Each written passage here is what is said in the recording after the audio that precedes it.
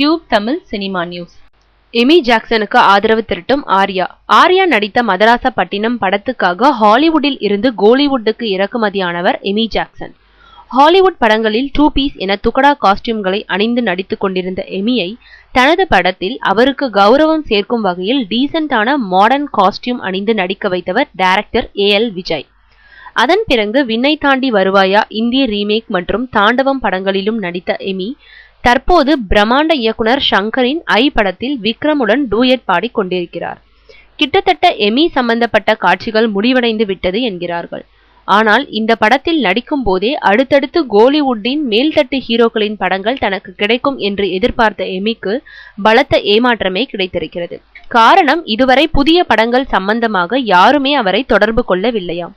அதனால் மீண்டும் மதராசப்பட்டினம் தாண்டவம் படங்களை இயக்கிய AL விஜயிடம் தனக்கு சான்ஸ் தருமாறு கேட்டுக்கொண்டு வரும் எமி ஜாக்சன் இன்னொரு பக்கம் ஆர்யாவையும் துரத்துகிறாராம்.